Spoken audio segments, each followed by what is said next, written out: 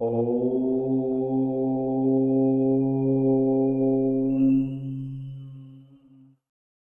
ஓம்.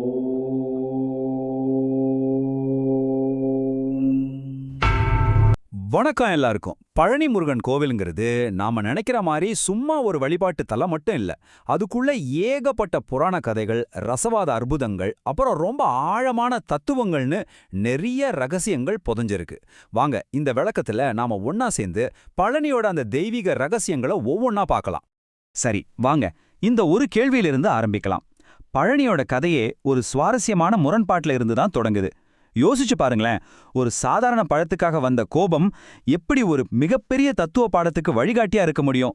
இந்த கேள்விக்குள்ளதான் பழனியோட ஆன்மாவே அடங்கியிருக்கு.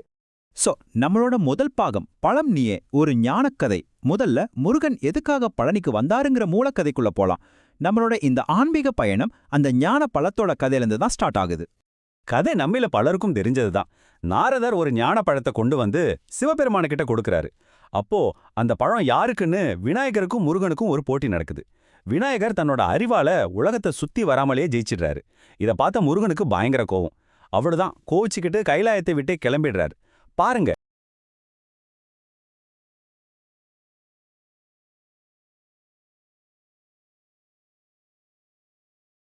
இந்த ஒரு கோவம் தான் பழனிங்கிற ஒரு பெரிய ஸ்தலம் உருவாக காரணமா இருந்திருக்கு. அப்படி கோவமா போன முருகனை சமாதானப்படுத்த சிவன் என்ன சொன்னாரு தெரியுமா? பழம் நீ அப்பான்னு சொன்னாரு. அதாவது ஞானத்தோட பழமே நீதான்ப்பா, நீயே ஞான பழம் மாதிரி தான்னு சொல்றாரு. இந்த வார்த்தைகள்ல இருந்து தான் பழனிங்கிற பேரே வந்துச்சுன்னு சொல்றாங்க.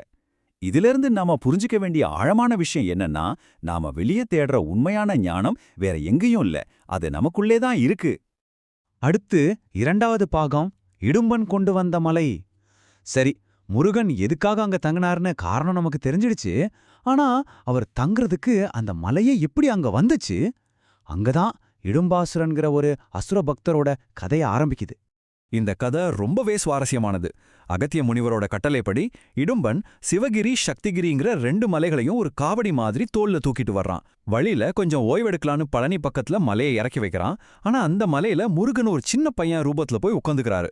இடும்பனால மலையை திரும்ப தூக்கவே முடியல. 2 பேருக்கும் நடந்த சண்டையில இடும்பன் இறந்து போறான். ஆனா முருகனோட அருளால திரும்பவும் உயிர் பெற்று வர்றான். அவனோட பக்திக்கு கிடைச்ச பரிசு என்ன தெரியுமா? 1, பழனி முருகனுக்கு அவர் ஒரு நிரந்தர காவல் தெய்வம் ஆனாரு. 2வது, அவர் அந்த மலைகளை தூக்கிட்டு வந்த அந்த முறைதான் இன்னைக்கு நம்ம பக்தி பரவசத்தோட பாக்குற காவடியா மாறுச்சு. இந்த புராண கதை சும்மா ஏட்டோட நின்னுடல. அதோட தாக்கம் இன்னிக்கும் பழனியோட வழிபாட்டு முறையில இருக்கு. அதனாலதான் நீங்க பழனிக்கு போனீங்கன்னா மலை ஏறுறதுக்கு முன்னாடி முதல்ல அடிவாரத்துல இருக்கிற இடுமன் சன்னதியில வணங்கிட்டு அவரோட அனுமதியோட தான் மலை மேல ஏறுவாங்க பக்தர்கள். இப்ப நாம ஒரு ரொம்ப முக்கியமான கட்டத்துக்கு வரோம், நவபாஷான அற்புதம்.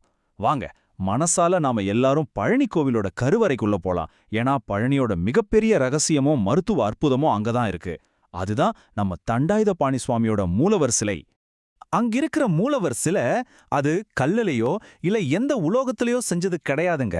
இத உருவாக்குனது யாருன்னு பாத்தீங்கன்னா மகாசித்தர்கள் ஒருத்தரான போகர்.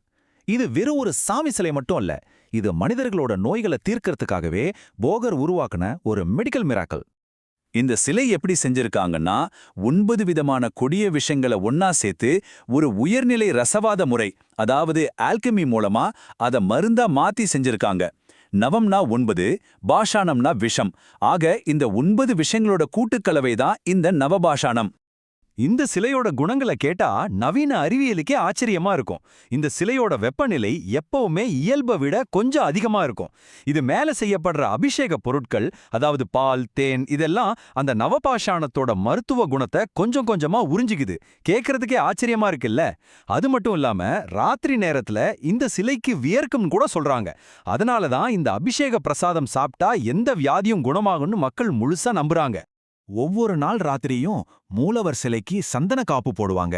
காலையில அதை எடுக்கும்போது சிலையிலிருந்து ஊறி வந்த மருத்துவ குணம் கொண்ட நீரும் அந்த சந்தனமும் கலந்திருக்கும். அதுக்கு பேரு தான் கௌபீன தீர்த்தம். கோவில்ல கிடைக்கிற பிரசாதங்கள்லயே இது ரொம்ப சக்தி வாய்ந்த ஒண்ணுன்னு சொல்லப்படுது.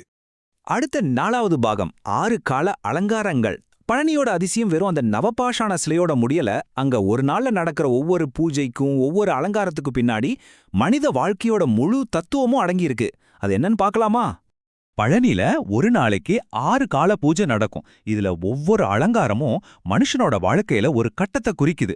பாருங்க, காலையில ஆண்டிக் கோலம், அது நாம பொறக்கும்போது கையில எதுவும் இல்லாம வர்றத குறிக்குது. அப்புறம் வேடர் அலங்காரம், இளவரசன் அலங்காரம்னு போய் கடைசியா ராஜ அலங்காரம் வந்து நம்ம கடமைகளை எல்லாம் முடிச்ச முதிர்ச்சி நிலைய காட்டுது. கடைசியா புஷ்பாலங்காரம் நம்ம வாழ்க்கையோட கடைசி கட்டமான மரணத்தை குறிக்குது. பாத்தீங்களா, ஒரு நாள் பூஜையில நம்ம முழு வாழ்க்கையுமே காட்டிடுறாங்க. சரி, நம்ம பயணத்தோட கடைசி கட்டத்துக்கு வந்துட்டோம்.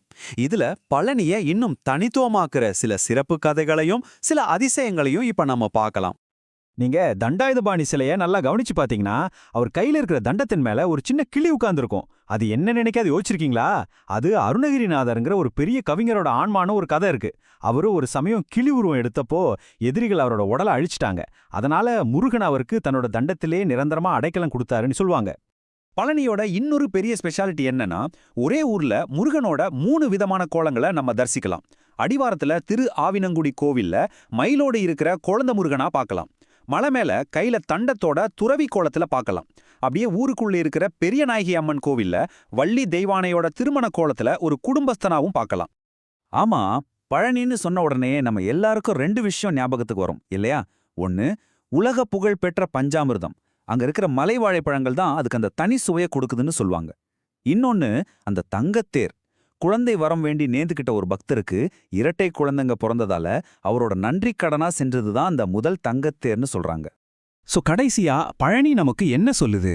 மலை உச்சியில கையில ஒரு தடிய மட்டும் வச்சுக்கிட்டே ஒரு ஆண்டியா நிக்கிறாரே அந்த தண்டாயுதபாணி, அந்த கோலமே நமக்கு ஒரு பெரிய பாடத்தை சொல்லுது. என்னன்னா, நம்ம ஆசைகளை எல்லாத்தையும் துறந்து பற்று இல்லாம இருந்தா உண்மையான ஞானத்தை அடையலாம், கடவுளா அடையலாம். இதுதான் பழனியோட ஆகச் சிறந்த இறுதி ரகசியம்.